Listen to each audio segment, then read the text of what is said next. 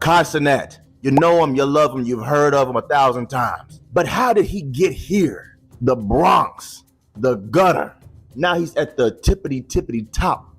How? I'll tell you how. I'll tell you the truth of how Kai Cenat pulled this shit off. This man's perseverance. He been doing this since he was a kid. Now he's a grown man, still doing it. Now college is when it really took off because he was doing like ding dong ditch pranks.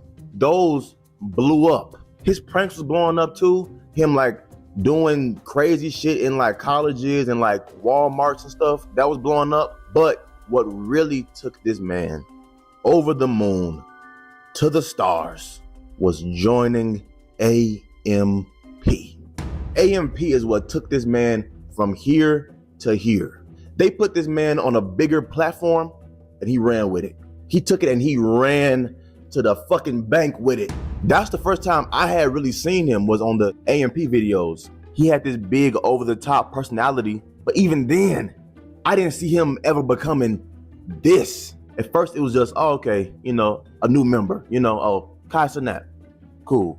Now he's Kai Cenat. The first AMP house was how they all was making that content and it was all going viral, like him and Duke laughing and shit. Like those clips was always going crazy. Him and Tiana Trump, random shit. But each video, he just kept getting bigger and bigger and bigger. And then when they moved to Atlanta in the new AMP house, once he got that damn carpet, it was a wrap. What this man has done in that room, like, bruh, the creativity of this man, bro. He's literally done every single thing you could think of. Everything you could ever think of, Kai has done it. And then his guest, every A-lister you could think of, from Nicki Minaj to John Cena to Lil Baby, G Herbo, Sexy Red, Kyrie Irving, Kevin Hart, Drewski, the list goes on. And Chris Brown, this man got Chris Brown pop locking and shit. Does that make any sense? He's with real A-list celebrities, and Kai has brought back something that has been lost. Effort. He has brought back effort. Like, he genuinely puts time and care into the streams. He genuinely makes it entertaining to watch. Like nowadays, people are lazy. They're doing the bare minimum. What happened to doing the max? Kai been hustling. I think it was like 2022. I kept seeing this man every single day. And that's how you grow. If you stay in people's face, bro, you're gonna go up. It's just a fact. And then his subathons, Mafiathon 2, bigger than Mafiathon 1, changing his whole background to be Japanese. First off, he has way too much money. Kai, if you're seeing this, send me some money. I'm not joking. This man's creativity level is next level. He's at the top for a reason. He's earned it, bruh. He's really earned it. And the only other person who's really challenging him for that spot is Speed and me. Kai, if you're seeing this, I'm taking that spot from you. So don't get comfortable. But no, in all seriousness, Kai is the man. But I am gonna still take that spot from him. I show Speed. Who would have ever thought that this man would become this popular? He is on some Michael Jackson shit. I seen this man in China. He had an entire fleet of fans talking about, I show Speed, I show Speed, I show Speed. I'm not trying to do a Chinese accent, I promise. That's more like, I show Speed. Jokes, all jokes, all jokes. I love all my China viewers. I love you, China. But let's just figure out how Speed got this popular. I'm just going off what I've observed about Speed. Because it's on my teeth. I hate when that happens. You know, because I'm very observational. I'm an observationist. I observe shit. And from what I've been observing, this is not normal. This case is a true one of fucking one. Because when I first seen Mr. Darren Watkins, he was just doing crazy shit in his room, making crazy faces, headbutting his keyboard. I'm thinking, oh, he's just some weirdo. You know, I wasn't thinking he was gonna be this. If you notice, he stopped doing the super duper dangerous shit because that was just to get him on. I know a genius when I see one because I'm a genius. Don't question me. Now he's traveling the world, doing whatever he wants to do at only 20 years old. And he's more successful than most people on earth. I gotta step my game up. Speaking of which, subscribe. You're on this video just watching me and you're not subscribed, not liking the video. Like the video. If you forgot, now you remember. Anyway, back on topic. Speed. The way this man thinks is so smart because he streams in every country. So he's building up a fan base worldwide, not just in America. There is no way they even know who you are in China. He's like a global superstar. This man was in the WWE Royal Rumble, living out my dreams. He almost died. I seen him on the news. He was on some UK news station. He might be the most famous creator, maybe even over Kai. Because Kai is famous, but I don't know if Kai is as worldwide as Speed. He gonna have a serious life story. Those watching this video, it's up to us to get off our asses and catch up to these people because they're not doing shit special other than putting in the work. They're just showing up to work. So if they can do it, you can do it. Pursue their dream.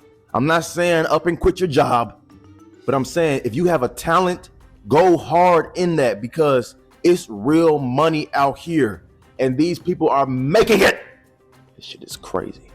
DDG, you either love him or you hate him. There's literally no in between. What you cannot argue is that he is one of the most popular YouTubers of all time. A legend. He's even more popular now than when he was during his prime. How?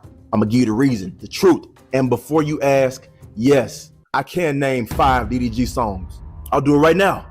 First, I'm gonna start with, sorry, this camera feed cut out. In 2016, 2017, DDG was the shit. I didn't watch him in the college days. I watched him like right after that in the LA era. He was still with Kennedy Simone. That was the prime time, bruh. People who didn't watch YouTube still knew who DDG was. He made it a cool thing to be a black YouTuber. You know, other black YouTubers like Corey Kenshin, Berleezy, those creators are more like, if you know, you know. But DDG, he was kind of like more like mainstream vlogging, like more out in the open. He was doing shit. DDG is secretly an evil genius. And people don't really talk about that part. He turned his whole family into characters. TT, Dub, Woo Wop, his mama, George, and now they all rich as fuck. What are we doing? He is like an elevator. You know, he always brings people up. And to be honest, he still is kind of like that. Because if you notice, anything DDG is a part of is always getting talked about. And he was doing YouTube in a hard era. Like that was the era where everybody was hit. When I compare YouTube to what it is now to what it was then, it's night and day.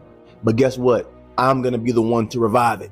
I'm gonna bring the fun back to YouTube. So make sure you are subscribed or I will murder you.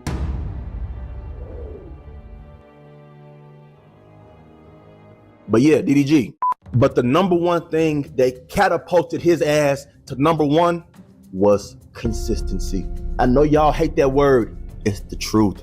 This man said he was posting every day, sometimes 7 times a day. This man had to upload up every second, a brand new one. That 2016, 2017 era, bruh, DDG ran YouTube. And it's crazy because nowadays he's treated like trash a little bit. Like now they're like Kai and Speed and Max and all these other creators is out now. DDG is like looking like the old man, but somehow he's still keeping up. He's no dummy. He got on Twitch. It's no secret that Twitch is the hottest shit out. You know, it's the next wave. He collabed with Kai, Speed, Deshae. I know Deshae is in some hot water right now, so I don't want to get into that. But cooking with Kaya, how random. He knows who's hot. He's smart. He's smart. We also got to talk about the elephant in the room, Halle and Halo. This is what really put the rocket ship on his back. If nothing else did it, this did it. Once he started dating Halle, that's when the mainstream media started talking about him. Like, oh, DDG does this, this, and this. DDG, like everything he does gets a fucking headline. My boy Halo, he's the best. He's also the views. He's those comments. He's those likes. He's that engagement, okay? Halo makes money. You can't lie about that. Shazam! Nigga, pick the other one, nigga. It's this one right here. Logan Paul, you might love him, you might hate him, but what you cannot deny, controversies aside, once all is said and done, he is going down as one of the all-time GOATs as far as content creation. But how? How has Logan Paul managed to stay relevant through everything? Through all the drama, all the beef? I'm gonna tell you how. I'm gonna tell you the truth. So let's rewind time. 2016, 2017, Logan was running it. He was running it. Those daily vlogs, every single day, no days off. Are you kidding me? First off, that 2016, 2017 era of YouTube is legendary. It was like a vlogging section. You had Logan, you had DDG, you had Casey Neistat, you had a bunch of people vlogging. Logan's vlogs were like top shit. They were cream of the crop. Every single day, something crazy. He had the vlogs on lock. And then Japan happened. And we all know what happened in Japan. I don't think we need to rehash that because I made a severe and continuous lapse in my judgment. I've made a severe and continuous lapse in my judgment. And his career took a little bit of a dip after that. He wasn't really Logan Paul no more. It was more so just that guy, you know. People thought after the whole Japan thing, his career was gonna be over with, but he got into a beef with KSI, and that pretty much revived his career. That back and forth beef, legendary. So now people are back invested with Logan. People are back interested. Beef always makes somebody relevant again. That's gonna always bring attention, bring hype, only for the eventual fight to end in a draw. So now we got to see a part two. Part two happens. Logan loses from the United Kingdom. From the United Kingdom, the Nightmare. Hey, Fast forward, they put the beef behind him and dropped Prime. Took this man from YouTuber to businessman. Now he's in fucking Walmart, Target, across the world. He's had many controversies. I'm talking about content. Like, if y'all go off what this man has done, you cannot deny this man is a legend. This man fought fucking Floyd Mayweather.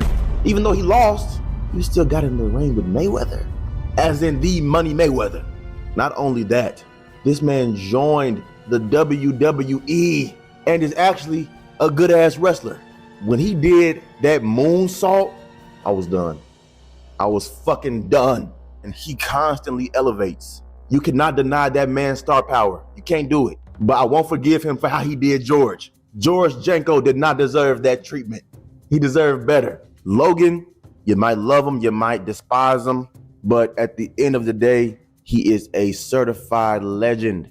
Him and Jake, they're at the top. If you hate him, you love him, you're talking about him.